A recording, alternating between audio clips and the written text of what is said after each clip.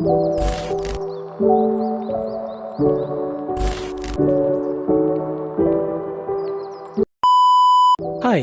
di sini saya akan menjelaskan sedikit mengenai pandangan hidup orang Jawa yang terrepresentasikan dari ungkapan-ungkapan para leluhur terdahulu atau yang lebih dikenal dengan nama proposisi. Orang Jawa sudah tidak asing lagi dengan yang namanya proposisi atau paribasan yang telah diajarkan oleh para leluhurnya pada zaman dahulu. Namun sebelum lanjut, kita harus tahu dulu apa itu definisi dari proposisi. Proposisi menurut Wikipedia adalah istilah yang digunakan untuk kalimat pernyataan yang memiliki arti penuh dan utuh. Sedangkan, menurut Kamus Besar Bahasa Indonesia atau KBBI, arti kata proposisi adalah rancangan usulan atau ungkapan yang dapat dipercaya, disangsikan, disangkal, atau dibuktikan benar tidaknya. Nah, setelah kita tahu definisinya, dengan begitu pemaknaan dari setiap orang akan proposisi itu akan berbeda-beda menurut sudut pandangnya sendiri. Tetapi, setiap pemaknaan yang berbeda-beda tersebut tidak ada yang salah. Hanya saja perlu digarisbawahi bahwa dari setiap pemaknaan tersebut pasti akan mengarah pada kearifan ataupun tidak kearifan dari proposisi tersebut. Selanjutnya, salah satu proposisi Jawa yang akan dibahas kali ini adalah urip iku mung mampir ngombe. Kalimat urip iku mung mampir ngombe yang artinya bahwa hidup itu tidaklah selamanya, hanya sebentar saja, sebagaimana waktu yang digunakan untuk minum seteguk air sebelum melanjutkan perjalanan. Oleh karena itu, kita tidak boleh menyia-nyiakan waktu yang ada, karena hidup ini hanyalah sementara. Di dalam agama Islam, bila dibandingkan waktu di akhirat, ternyata waktu hidup di dunia hanya 1,5 jam saja. Jika waktu 1 hari di dunia, maka sama saja dengan 1000 tahun di akhirat. Untuk mengisi kehidupan yang sesaat ini, seperti yang kita ketahui, manusia terlahir di dunia ini berbekal 4 sifat dasar yang mewarnai di kehidupannya.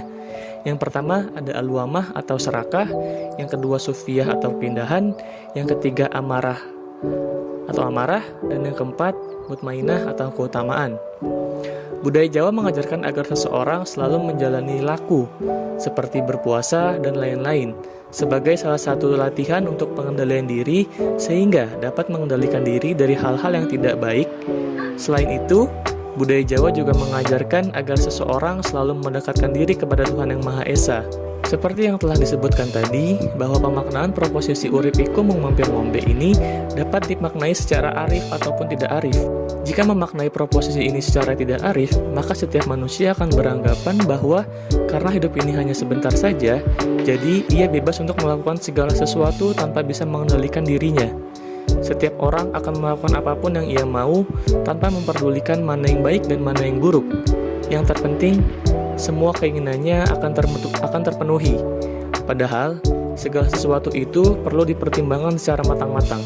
Di zaman sekarang ini, sudah banyak sekali tindakan-tindakan seseorang yang sepertinya tidak dipertimbangkan terlebih dahulu secara matang-matang, sehingga sebenarnya tindakan tersebut tidak ada gunanya sama sekali dan justru malah merugikan orang lain.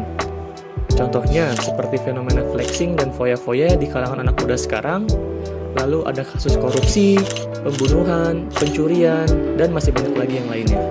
Namun sebaliknya, jika kita memaknai proposisi ini secara arif, maka kita bisa lebih memaknai hidup dengan baik.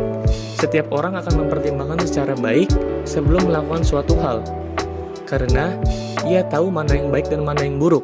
Sehingga orang memaknai proposisi ini secara arif akan lebih bijak dalam mengambil setiap keputusan yang ada. Nah, jadi kesimpulannya, tujuan hidup manusia itu adalah selamat di dunia maupun di akhirat. Untuk dapat mencapai tujuan itu, manusia dituntut untuk terus-menerus melakukan segala tindakan yang baik. Oleh karena itu, budaya Jawa selalu mengingatkan bahwa kehidupan di dunia ini hanyalah sementara sifatnya. Peringatan tersebut diungkapkan dalam istilah urip iku mung mampir ngombe. Apabila seseorang selalu ingat akan hal ini dan mengisi kehidupan dengan tindakan yang baik-baik, maka dapat diharapkan tujuan hidup seseorang akan tercapai, yaitu selamat di dunia maupun di akhirat. Sekian, terima kasih.